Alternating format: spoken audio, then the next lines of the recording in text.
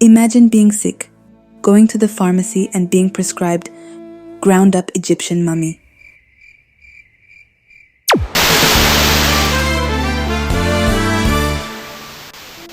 This is what Europeans from the 12th to the 17th century used to have whenever they were ill, simply because they believed anything Egyptian was the cure to all. And what a better cure like Egyptian mummies. This medicine was known as mumia. It was prescribed across Europe by physicians as a cure-all for ailments, ranging from internal bleeding and broken bones to epilepsy and melancholia. So why Egyptian mummies specifically, you may ask? Well, Egypt was seen as mysterious and magical, so its dead were thought to hold special energy. Also, according to Louise Noble, a lecturer of English at the University of New England in Australia, another reason human remains were considered potent was because they were thought to contain the spirit of the body from which they were taken. Spirit was considered a very real part of physiology, linking the body and the soul. In this context, blood was especially powerful. They thought the blood carried the soul, and did so in the form of vaporous spirits. The freshest blood was considered the most robust. Sometimes the blood of young men was preferred, sometimes that of virginal young women. By ingesting corpse materials, one gains the strength of the person consumed. She also said that the idea also wasn't new to the Renaissance, just newly popular. Romans drank the blood of slain gladiators to absorb the vitality of strong young men. 15th century philosopher Marsilio Ficino suggested drinking blood from the arm of a young person for similar reasons.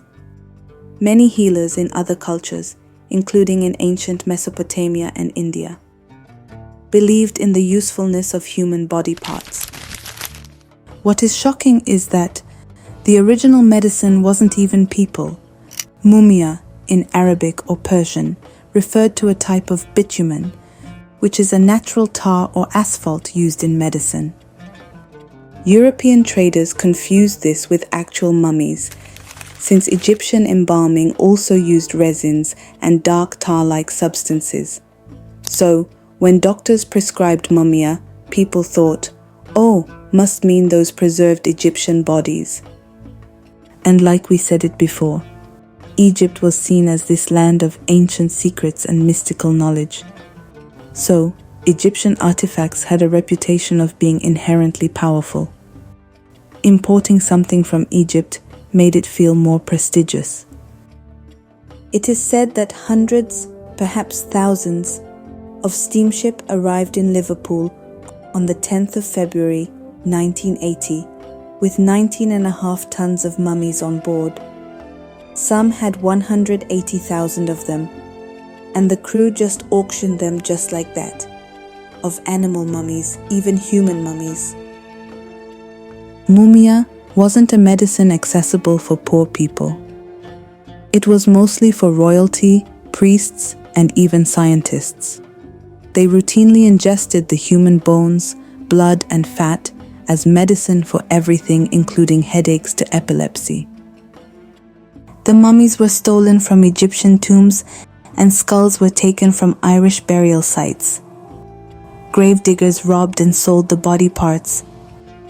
Mummy was sold as medicine in a German medical catalogue at the beginning of the 20th century, and in 1908, a last known attempt was made in Germany to swallow blood at the scaffold. The Egyptian mummies were crumbled into tinctures to stanch internal bleeding. Other parts of the body, like the skull, was one common ingredient, taken in powdered form to cure head ailments. Thomas Willis, a 17th century pioneer of brain science, brewed a drink for apoplexy, or bleeding, that mingled powdered human skull and chocolate. And King Charles II of England sipped the King's Drops, his personal tincture containing human skull in alcohol. Even the toupee of moss that grew over a buried skull, called usnea, became a prized additive, its powder believed to cure nosebleeds and possibly epilepsy. Human fat was used to treat the outside of the body. German doctors, for instance, prescribed bandages soaked in it for wounds, and rubbing fat into the skin was considered a remedy for gout. Blood was procured as fresh as possible, while it was still thought to contain the vitality of the body. This requirement made it challenging to acquire. The 16th century German-Swiss physician Paracelsus believed blood was good for drinking, and one of his followers even suggested taking blood from a living body. While that doesn't seem to have been common practice, the poor, who couldn't always afford the processed compounds sold in apothecaries, could gain the benefits of cannibal medicine by standing by at executions, paying a small amount for a cup of the still warm blood of the condemned. According to Sugg, the executioner was considered a big healer in Germanic countries. He was a social leper with almost magical powers. For those who preferred their blood cooked, a 1679 recipe from a Franciscan apothecary describes how to make it into marmalade. But there was one problem. People were literally eating corpses. Mind you, these were centuries-old bodies. These bodies weren't sterile. The old flesh could contain bacteria, fungi, and just rot. People could ingest harmful pathogens or mold spores like aspergillus, which can grow on old organic matter. Depending on how they were embalmed, the powder could contain toxic substances like lead, mercury, and arsenic. When mummy powder was used in paint pigments, artists sometimes got sick from working with it. By the 16th century, some physicians began to question both its efficacy and its ethical implications. The Swiss physician Paracelsus argued that only fresh human remains, not ancient, embalmed flesh, had medicinal value, while others dismissed the practice as nothing more than superstition. The growing emphasis on empirical science in the 17th and 18th centuries further eroded faith in mumia.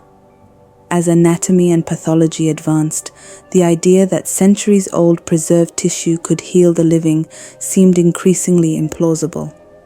At the same time, public attitudes toward human remains began to shift. The rise of Egyptology and archaeological interest in mummies reframed them as historical artifacts rather than medical commodities, making their consumption distasteful even to those who had once sworn by their healing properties. By the early 18th century, mumia had largely disappeared from medical practice. It was relegated to the annals of history as an example of medicine's sometimes gruesome past. So, what do you think? If you were in the 16th century and you were promised this healing, would you take mummy medicine?